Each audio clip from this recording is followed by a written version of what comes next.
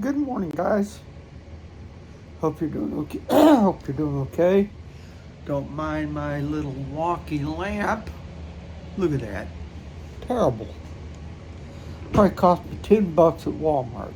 Cheapest thing I ever bought. Anyway, so grab your coffee. Me, I got the Dollar General blend. Oh. For UK friends out there, Dollar General is it's a poor man's convenience store. And there's nothing that'll wake you up than a really cheap cup of coffee. Ugh. Terrible.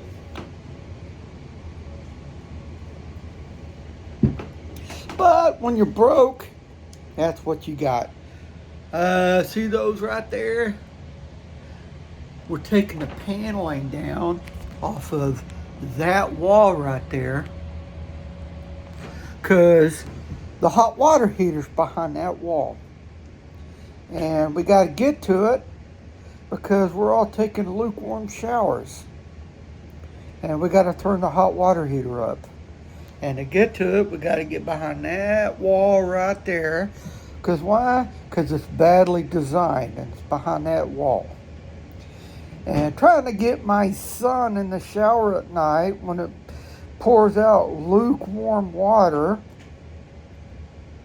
and it's cold out there, yeah, it's like trying to get him to go to the dentist office.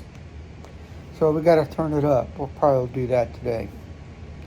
So, a lot going on. Yeah, I got my reading glasses here. A lot going on. It's probably maybe a lengthier video because, man, we have a lot going on. And it's exciting because time is short. And I do think we are going to be vacating the premises very soon. I really do think so. I really do think so. I think this is it. Things aren't slowing down. What is the 28th? What is today? The 28th. And things are rocking and rolling every day. The thing in Texas. I live in Texas.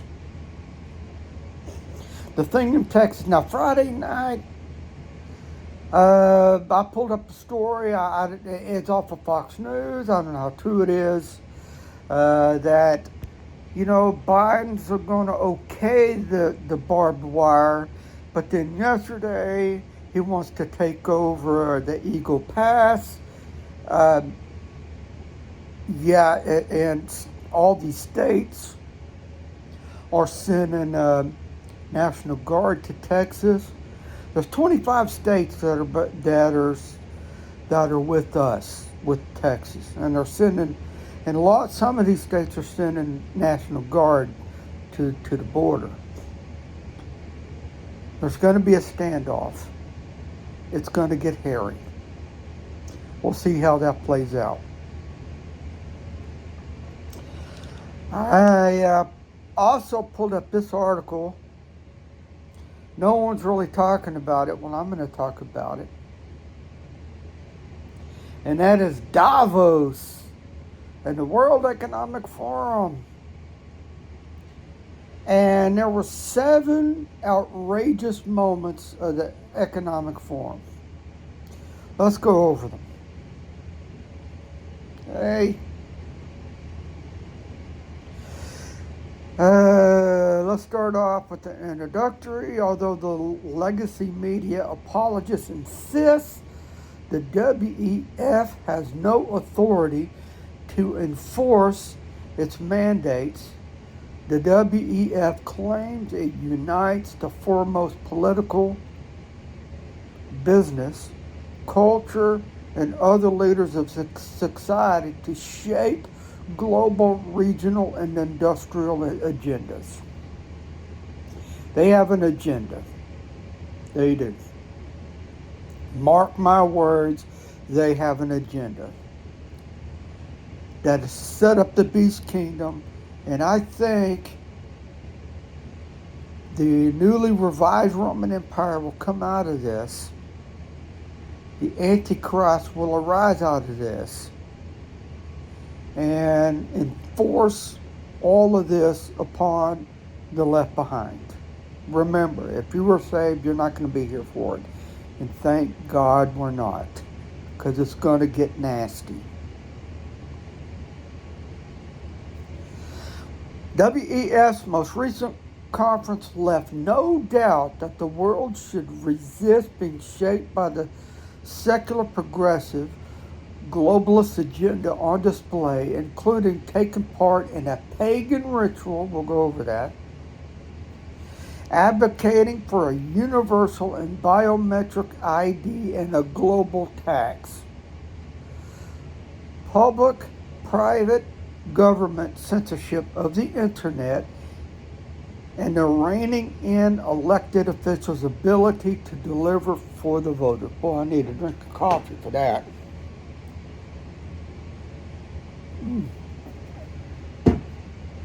Ugh. I need a note to self. Put in an extra thing of creamer for that mess. That is mud. I can go out and scoop dirt and throw it in some boiling water and it'll taste better than that mess. Well, anyways, enough of my problems. All right. Number one, a pagan ritual. Have you seen this? Have you seen that Scooby-Doo villain witch doctor that they had on there? Remember that Scooby-Doo cartoon? I mean, she looked like a Scooby-Doo villain. And she come from the Amazon rainforest, and she's blowing on people. I hope they at least gave her a Tic Tac. Seriously. I don't think there's a lot of convenience stores in the Amazon rainforest to where you can buy a toothbrush. Anyways. The moderator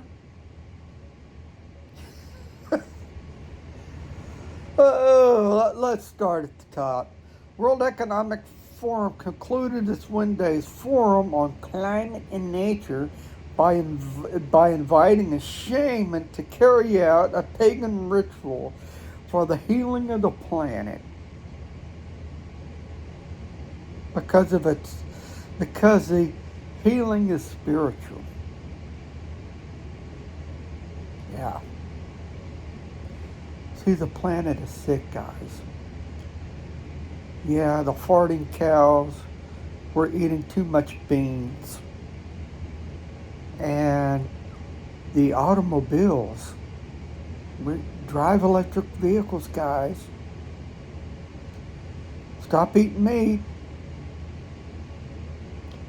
The moderator closed a Jim Hui Neo, I bet your dad, it don't matter, closed the discussion by inviting a very special guest, Chiefess Putani Yaanawa,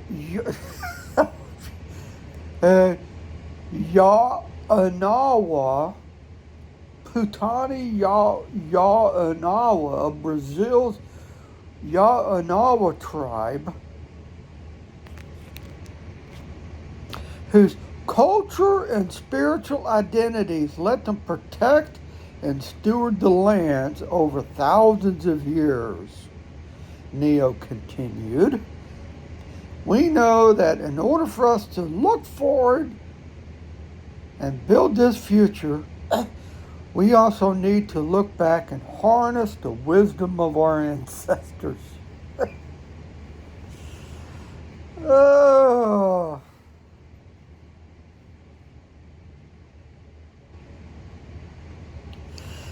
Chiefess Putani began her healing ritual by saying she represented the voices of the forest. That sounds like a Disney cartoon.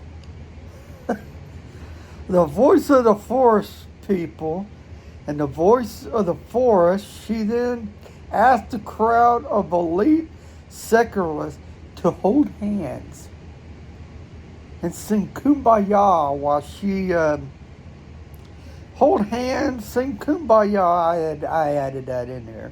and unite our hearts, unite our thoughts in the same direction for the healing of the planet. Because again, folks, the planet is sick. It is sick. Not because of the way they think it's sick because of sin. You know, the globalists are ironically ruining the planet than they are saving the planet. Because why? Satan hates God's creation. That's what it is. Satan hates God's creation. And he wants to destroy it. And he's getting these chowderheads to do it.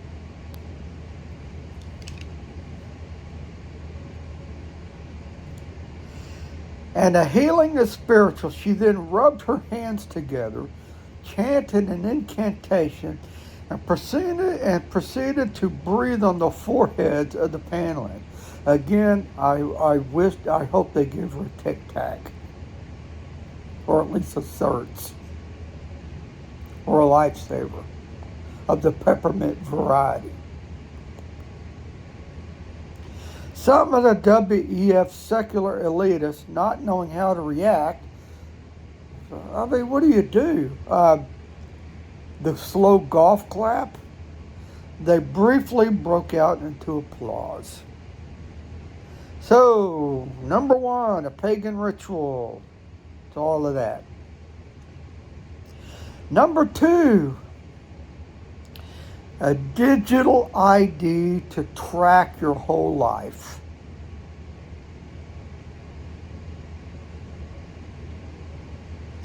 One of the elitist central conceits is that they have the right to surveil every aspect of the subject's lives for their own good. Because they can't make decisions on their own anymore. Nope. Another drink of coffee. Oh yeah.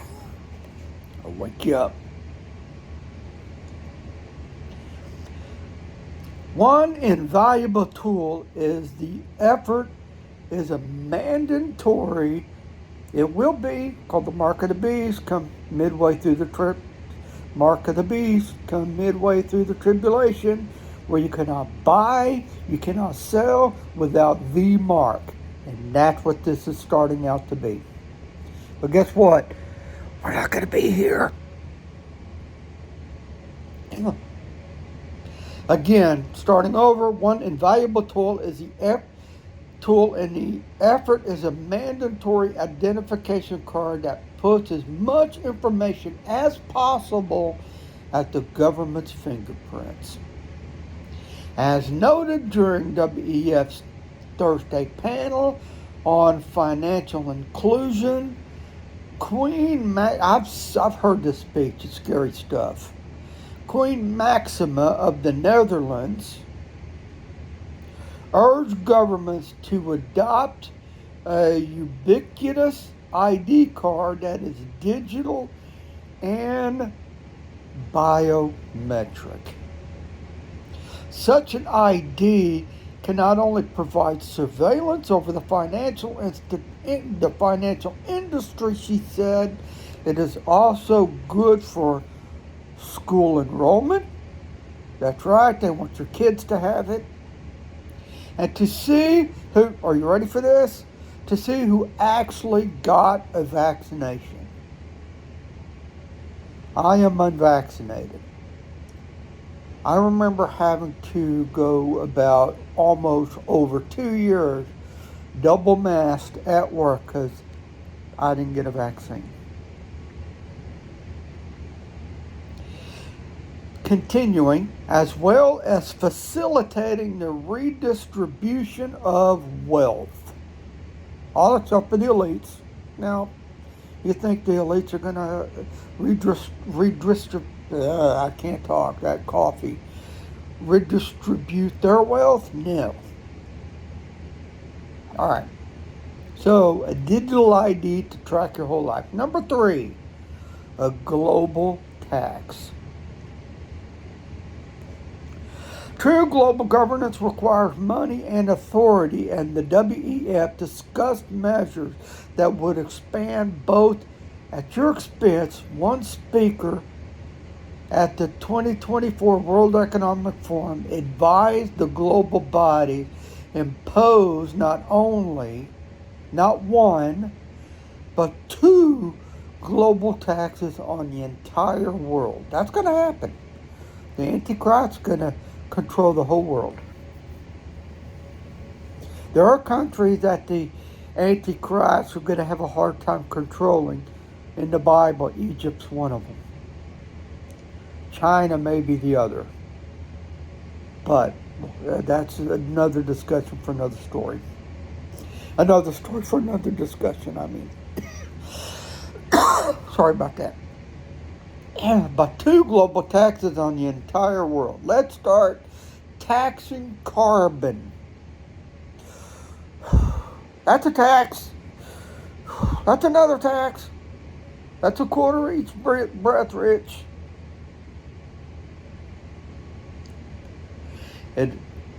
Let's start taxing carbon, advised Amnesty International Secretary General Agnes Callamard on Friday. WEF panel on global risk. She added that government should enact not just a carbon tax. The UN General Assembly has adopted a resolution on the necessity to have a global tax regimen so that actually we can raise money for the Antichrist required for the UN's proposed changes. Let's tax the corporate interests. The Biden administration took the first steps towards such a tax in 2021. They didn't talk about that when it supported a global minimum tax. The Organization of Economic Cooperation and Development, OECD, agreed to outline a 15% tax which would allow foreign nations to tax U.S.-based corporations. According to the OECD's latest update, 55 nations have begun adopting the guidelines, with the rules coming into effect in 2024 this year. 55 nations coming in effect this year. President Joe Biden has also taken advice from carbon tax advocates. The Obama-Biden administration science czar, John Holdren, who wrote a book outlining an Orwellian global regime, including forced abortions for Americans, with discredited climate alarmists. Paul Ehrlich worked closely with the Biden campaign, according to the New York Times.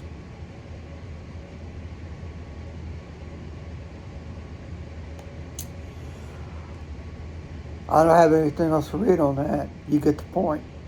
Folks, you see what's going on? Come on. Efforts to force social media companies to yield to government censorship. Let me read that to you again. Efforts to force social media companies to yield to government censorship. Folks, it's coming. Channel like mine and channel like Watchman River and Chooch and all the others, they're going to censor us if we are still here. I told you in my videos in the past, the moment we are raptured, YouTube will be shut down and they will yank all of our channels down and the videos along with it. If you think they're going to leave our channels up, our videos up, explaining what happened to us after the rapture, you are seriously mistaken. They're not going to do it. They will yank our stuff down.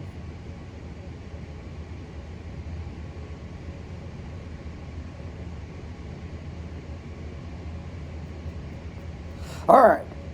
Social media platforms that are still keeping up the work to censor, ban, or suppress disfavored views are facing more political scrutiny and pressure to disband those efforts than ever. Grouse Alexandra Reeve Gibbons, the daughter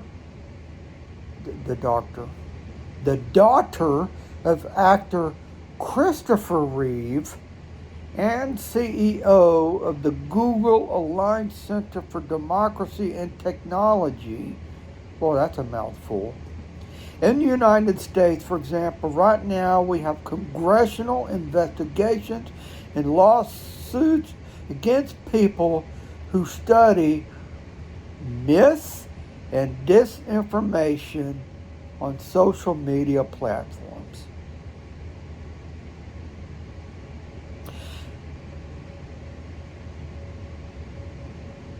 Is there a way to force them? Asked moderator Ravi Agrawal, editor-in-chief of Foreign Policy magazine. There is no passing concern. This is no passing concern for the World Economic Forum. It listed misinformation and disinformation as the greatest threat to America. A point driven home on WEF's 2024's opening day by the President of the EU Commission, Ursula von der Leyen. Sounds like one of those evil barons. If we play too much on this disinformation card, we're taking responsibility away from ourselves to actually create a narrative that inspires people to vote. You get the point there. That's coming. And here we go. Number 5, the reigning in Donald Trump and U.S. sovereignty. The U.S. is the biggest threat to the World Economic Forum. We are its biggest threat, and they have to rip us apart at the seams to get their global agenda to move forward.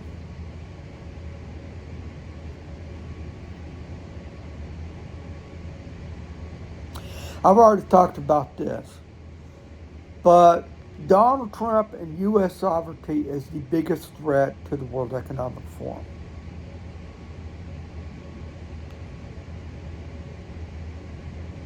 Number 6, the WHO lockdown and pushing the green agenda to preserve health. Davos officials made it clear that public health measures will play a role in their plans, despite some of its most prominent considerations proving counterproductive. The WHO Secretary General, Dr. Tedros, I can't pronounce his last name. We'll just say Dr. Tedros, refused to answer Canadian journalist Andrew Lawton's question about whether he would reject lockdowns as a public health measure for future pandemic. He rejected the answer because you know they would. And Biden is now on full board with the WHO. If there's another pandemic, there will be a lockdown here in the U.S. Mark my words. They'll never let us do it. Well, they did it to us in the past. During COVID-19, Dr. Tedros implied lockdowns did not go far enough. Didn't go far enough. Physically distancing restrictions are only part of the equation. Early case finding, testing, isolating, caring for every case, and tracing every contact is essential. Let me read that to you again. Isolating, caring for every case, and tracing every contact is essential.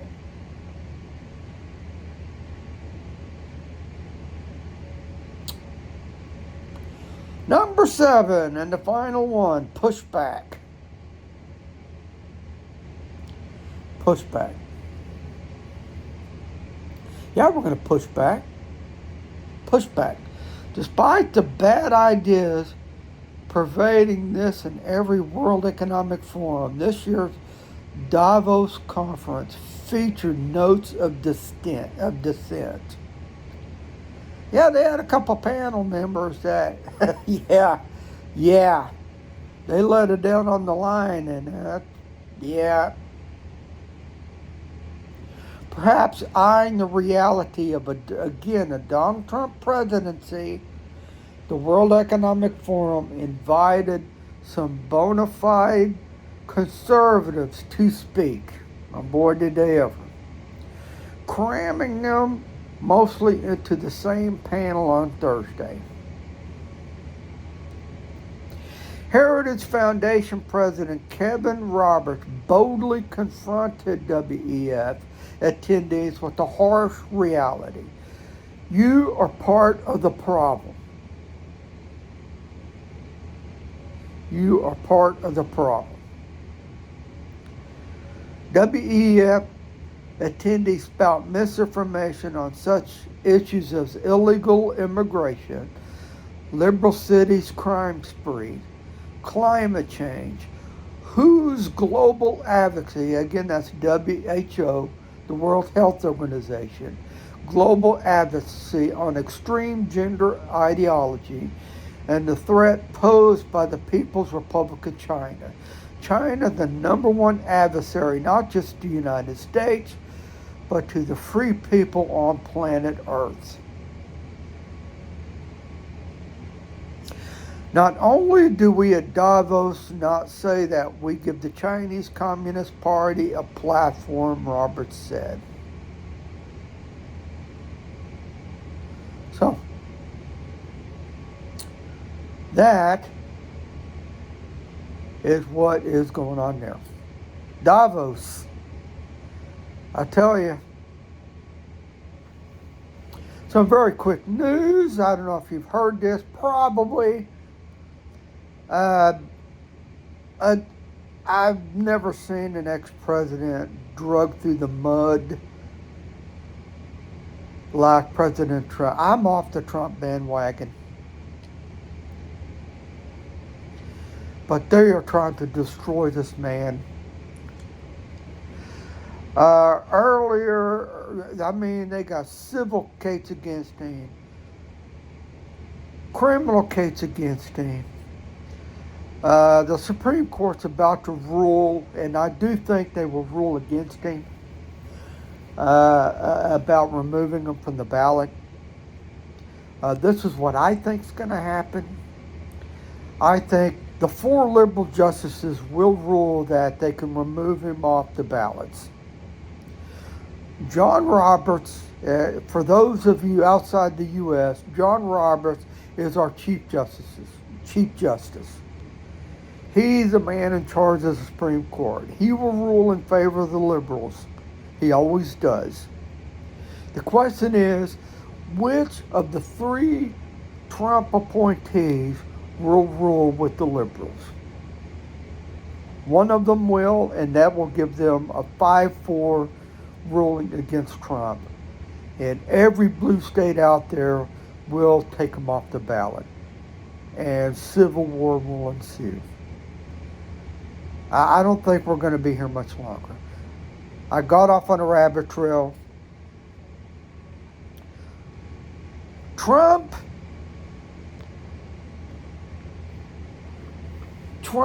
ordered to pay this Carol lady $83 million. $83 million.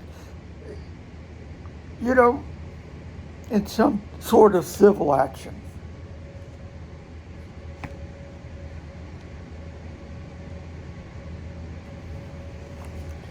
Let me give you a little hint. You need money? Sue Trump. Just sue him for anything. The media hates Trump so much, I bet you'll win and you can get some money. I digress.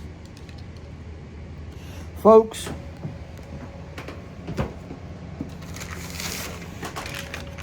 time to get saved.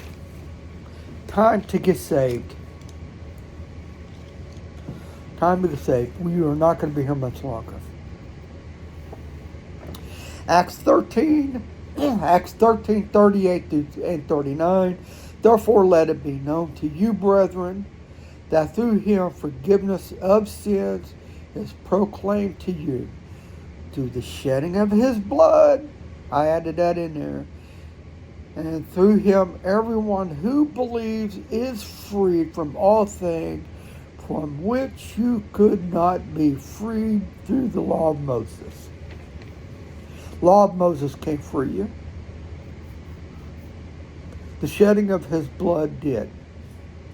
1 Corinthians 15, 3 and 4, for I delivered to you as of first importance what I also received, that Christ died, shed his blood for our sins according to Scriptures, and that he was buried, and that he was raised on the third day according to Scriptures.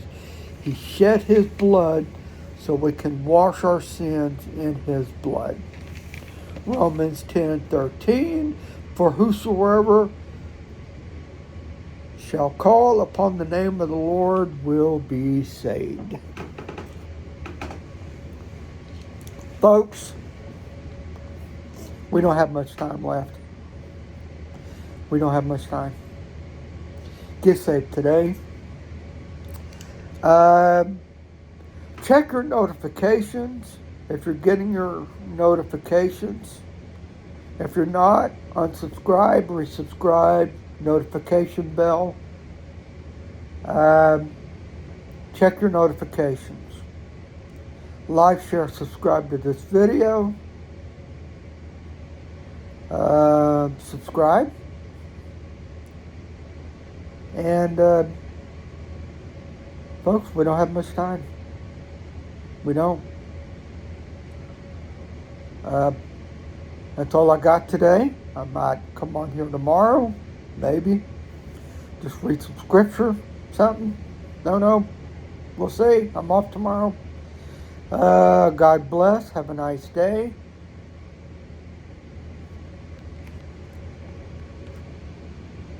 Maranatha.